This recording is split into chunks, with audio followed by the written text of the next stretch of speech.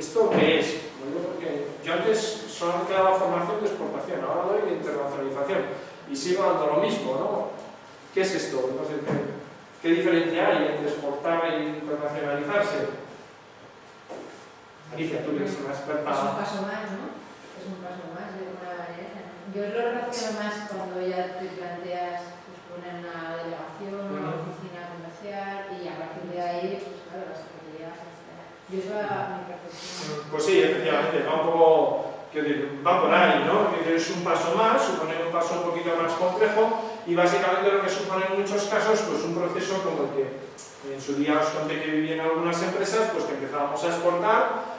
Un día empezamos a vender magdalenas en Rusia, Daniel, y de repente salió un camión diario y de repente nos dimos cuenta que si nos ahorramos los costes logísticos, sí, he hecho un breve resumen de la historia, vengo un poco mentalizado con el tiempo, pero voy un poco acelerado con el CIS también.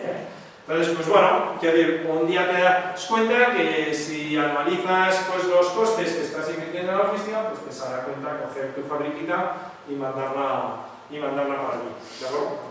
Pues de esto estamos hablando, ¿no? Estamos hablando en el caso extremo de la fabricación, pero en el caso muy liviano, pues estamos hablando de unas personas que cogen sus portátiles y se plantan en un país, como os contaba antes en Brasil. El otro día veía un dato, si fuéramos un poco más, me gustaría igual también recomendaros alguna web, etcétera, ¿no? Pero si entráis en la web de Lices, ¿de acuerdo? Cosa que os recomiendo fervientemente.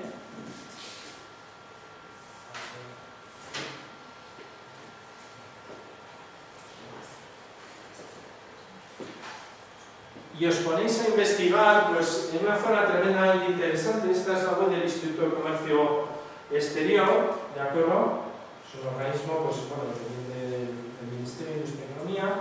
Y hay aquí un apartado en el que podéis encontrar tanto estudios de mercado como la presencia de las oficinas comerciales en el exterior.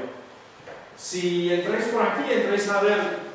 Nos llevamos un poco más de tiempo y no lo conocemos, pero si entráis por ahí a ver un poco dónde hay oficinas y qué tipo de servicios dan, pues podéis ver que, por ejemplo, el otro día lo hacíamos en un curso, así un poco sobre la marcha, entrábamos y veíamos pues, que alquilar una oficina en Kuala Lumpur, pues ¿cuánto creéis que cuesta? Poquísimo.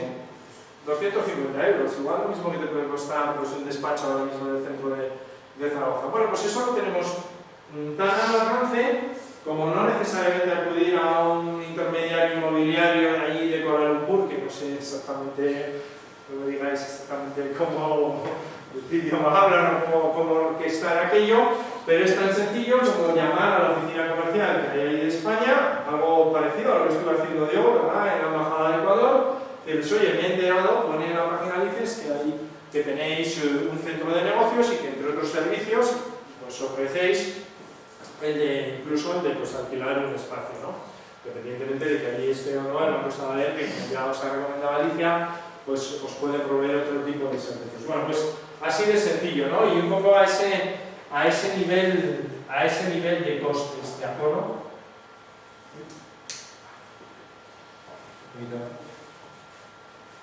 Entonces, hay también un dato, el otro día, no me digáis dónde lo leí porque leo todo y después no me acuerdo dónde leo las cosas, pero el otro día leí un estudio bastante interesante en el que hablaba también de algunos de los problemas que tenemos los españoles, ¿de acuerdo? Y si bien es cierto, y como casi mi ilusión y mi interés hoy es animaros a que salgáis fuera, también hay que tener en consideración que no siempre los españoles nos adaptamos muy bien fuera, ¿de acuerdo? Y de hecho, fijaros, leía un estudio a nivel internacional de headhunters, de colocadores de directivos, que decía lo siguiente también. Fijaros que bronca nos echan esta gente